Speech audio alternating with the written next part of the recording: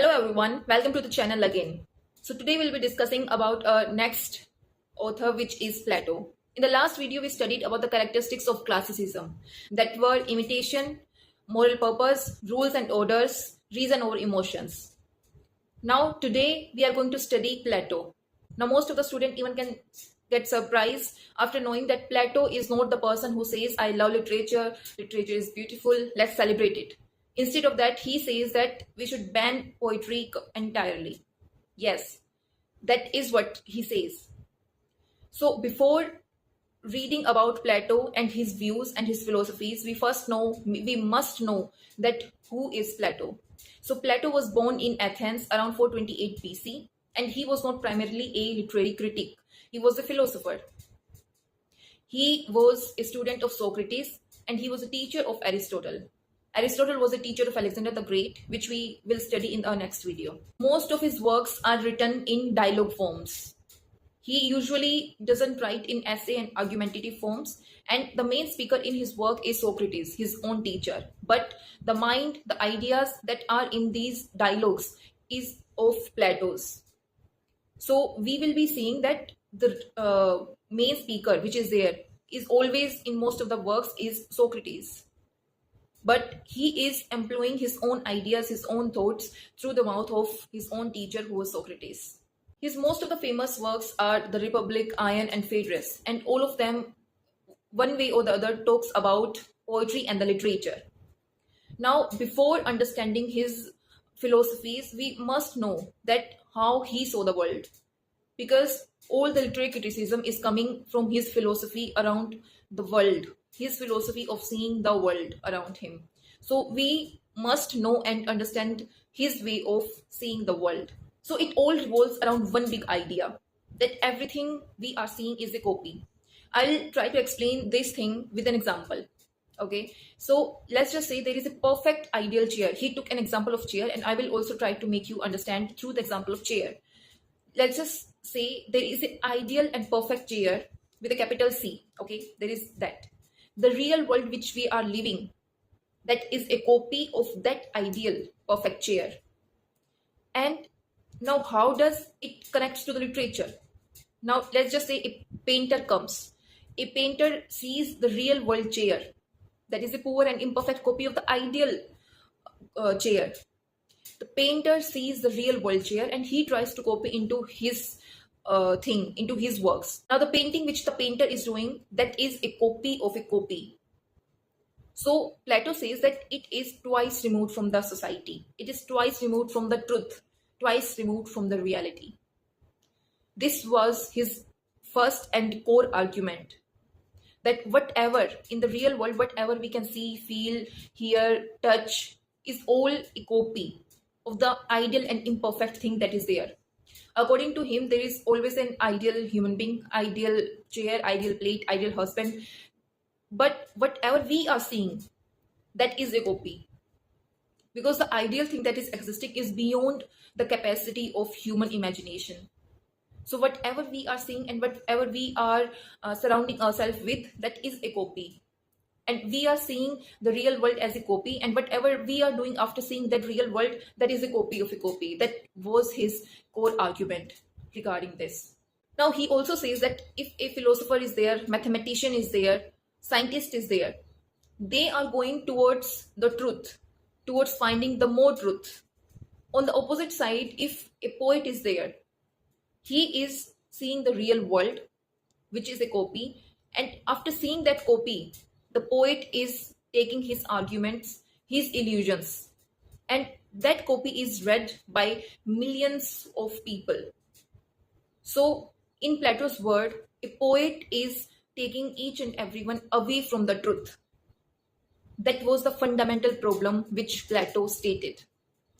This is why he said that poetry should be banned, because it is taking people away from the truth. Now, moving forward, the second argument which was made by Plato was how it makes you feel. The poetry which you read, how it makes you feel. It is not only about how it imitates the real world. It is also about how it makes you feel. Let me give you an example. If you watch a movie, if you go into a theater and you watch a movie, after watching that movie, if you are feeling very sad, if you are going into some brief. Now, on the same time, if a person says that there is a person who is living on the other in the other country, and he has gone through with some difficult situation. Now, you won't feel the same thing which is happening in the real world. But the movie which you are seeing, just by addition of some visual climax effects, qualities, some better words, you are feeling that movie, which is not even real. And something which is happening already in the country, in the real world, you are not feeling the same thing there. So, according to Plato, this is a sin. If a person is not feeling with the real things, real world, and he is feeling the things with which he is seeing only, then how we can say that poetry and poets are doing justice to this? He also gives an example of Homer's Iliad, in which there is a great warrior Achilles, and he lost his beloved friend Patroclus, and he is into much grief, and he is into grief. After seeing this, the audience also feels this. When the audience sees that the hero, the great warrior, is indulging emotions in this way, the audience is also thinking of indulging the emotions in the same way. So the Plato's view in this situation is this: if a great warrior is there, and if it is not teaching audience that we should not be like that, we should not indulge our emotion like that, then that is of no use. After seeing that warrior cry, we should feel that this is not how we should behave. And if it is not doing in such a way, then that is the problem according to the Plato's views. Now there is another work which was by Plato, which is The Republic, in which he imagines an ideal society where the humans can live. And in that, he first says that how he is going to escort the poets out from the city. He says that I will put garland on their heads, I will encourage them, I will congratulate them, and then I will grab them and take them out of the city gates and will ask them never to come back. Because of all the situations which I have already told you. Because of he hated the illusions which the poets offered to the audience. Now there is an interesting fact which almost all of the students miss. He banned not all the poetries. The poetry which encourages or celebrates virtuous men, which praises gods, is good poetry according to him, because it serves moral purpose. So Plato gives the principle that if something offers moral purpose, if the poetry offers moral purpose and encourage audience to be a better version of themselves, then that is a good poetry and it should not be banned.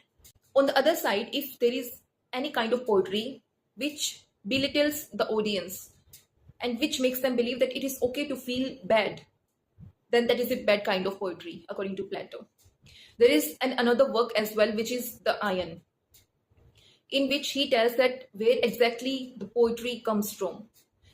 And he says that poetry comes from the divine inspiration. There are divine inspirations where the poetry comes from. The divine angels are there. They put the ideas into the poet's mind, and the poet doesn't even think about it. He just writes whatever comes into his mind.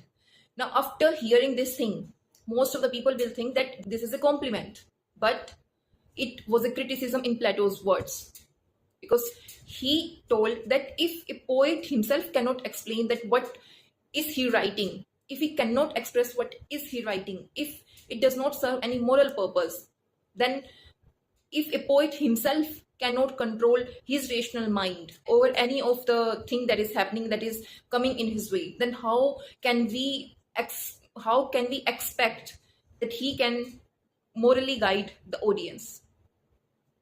These were all the views of the Plato's in short. And now you must be thinking that was there no one who could stand against Plato's views and could express things? So yes, there was a person whose name was Aristotle, and who happened to be the Plato's student.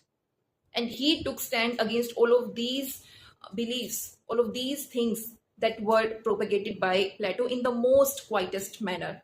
And that is our next video. I'll see you there.